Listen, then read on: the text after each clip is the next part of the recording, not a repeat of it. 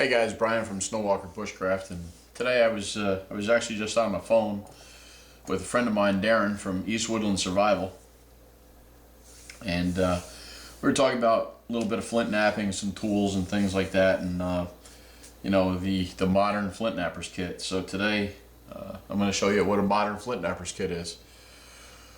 It's not so much any different than an abo flint knapping kit. There are some other tools.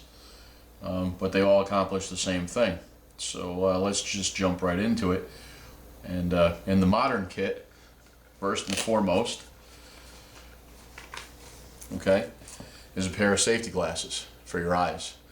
Now, I don't care if you're using modern tools, I don't care if you're using primitive tools, but you need to protect your eyes, okay? Because if you get a shard in your eye, it's going to be very painful, and you don't really want to risk the possibility of losing your sight. So make sure you get a pair of safety goggles. While we're on the topic of safety, some things is a leg pad. Now you're going to have a leg pad, you know, as well in an abo kit.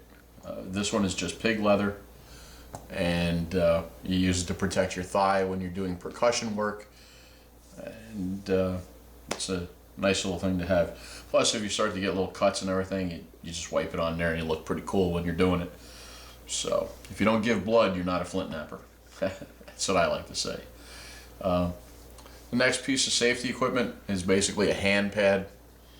We use our hand pad, obviously, when we're doing pressure flaking, when we're holding our work, and we're driving our flakes. You know, if the tool just happens to slip off, it goes into the hand pad and not our hand. Also protects it from the shards that you're taking off. So that would be your hand pad. Now let's go into our pressure flaking tools and what we have. I have two different sizes. The first size that I have is a smaller size. It just fits in your hand.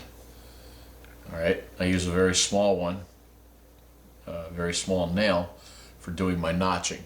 I've gone down as far as even using horseshoe nails to get into really tight notches. The second one that we use is what's known as an ishi stick. All right, this actually gives you a little bit more leverage, and it allows you to drive the flake a little bit further. Most of the time, I have an ishi stick in my hand. I don't like to use the smaller flakers. I just like the results I get from the ishi stick. I have a two-sided one here for two other size nails. So in total, I have 3 different size nails that are going to dictate the size of the flake that I'm going to drive. And basically what they replace is your antler for your pressure flaking. Moving on, we have a shearing tool, and all this is a piece of copper piping that I flattened out, ground off the bottom. How would you use a shearing tool? Well, if I'm working on a piece, and let's say I'm working on this, I need to start to bring my sides in because I want to start making a point. I've designated my tip and my base. What I'm going to do is I'm going to use my shearing tool to go along the side to help start shaping. You can practically make a point with a shearing tool when you start getting into your smaller flakes and once they've been thinned out. So nice little tool to have, doesn't cost too much. Probably got some old copper tubing lying around, and that would be how you do that. I'll show you how to make one in another video. Now, into our percussion tools. We know we use hammer stones and an antler billet for reduction in a abo kit, but in a modern kit, what you're going to use is you're going to use copper boppers. Okay, they come in several different sizes, and basically They are copper caps that have been lead filled, and they're epoxied onto a wooden handle.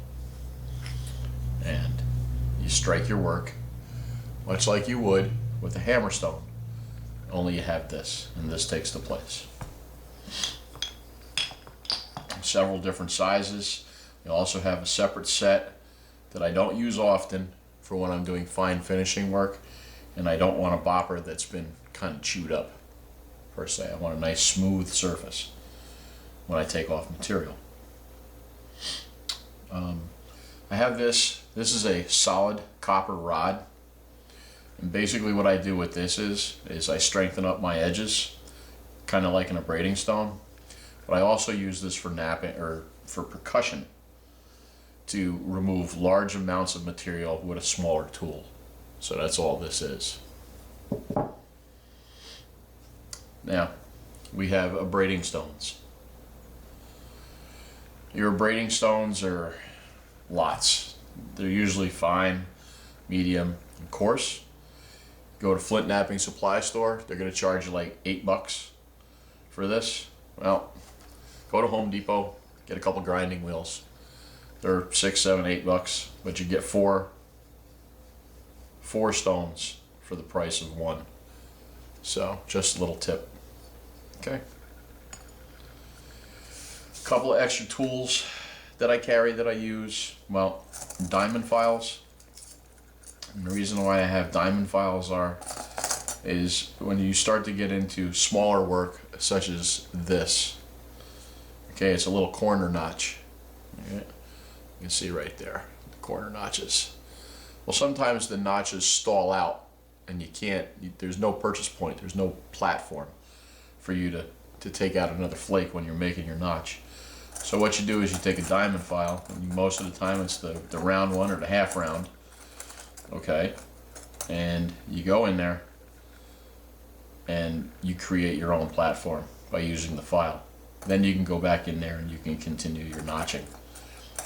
And you don't have any problems after that. That's why I have an assortment of diamond files. Last but not least, you always want to keep your tools very sharp. So I carry a metal file, just an old metal file. Put it on into your kit, and then this way you can sharpen your tools as they need to be sharpened. You always want to work with sharp tools, even if you're using an abo kit. You know, you want to be able to make sure that you have a sharp pressure flaker. Essentially that's it, other than carrying, you know, preforms in my kit to work on something. I carry a couple spools in case I want to work on something. Copper is very forgiving, and it is easier to use, especially if you're just starting out. So that's one of the reasons why I recommend it, as opposed to using natural tools or abo tools. You have to learn how to nap. You learn to get your theories down, and it's a lot easier to work with copper than it is with abo, especially if you're working with a chert like this. This is Coxsackie green, okay? It's going to chew your abo tools up greatly. You have to be very precise on your platforms. You can't hit them high, you can't hit them low. I mean, you have to be dead on with everything that you do, and it takes a lot of practice. Another hard stone is this piece of, this is like a piece of hornstone, I think, that I got. It's a nice stone, you know, you can see it. It's got a few little imperfections, but you know, it's a harder stone, and it's less forgiving on abo tools. This piece of root beer that's been heat treated, nasty stuff, very nasty. This has got a lot of crystal in it. This is a piece that I did this year. I did that with one bopper and a nishi stick when I was doing this. So, but that's your modern kit. I transition back and forth between the two. I'll use abo, I'll use modern to come up with my points. you can take it to all kinds of levels. It's just a matter of how much you practice. So in the next coming videos and things of that nature for flint knapping, I'll show you how you make your own set of tools to start off with, to see if you actually like it.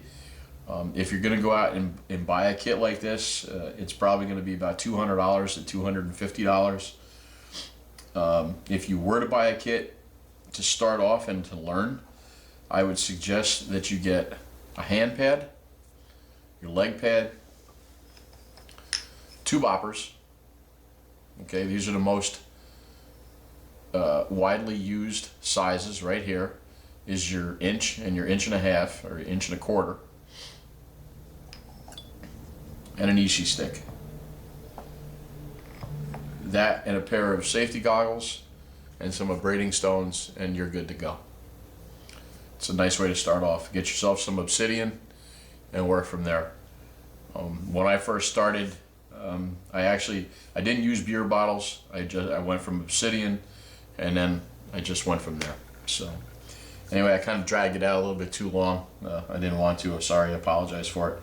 But it's Brian from Snowwalker Bushcraft. I thank you for your views and thank you for your comments. And until the next one, take it easy.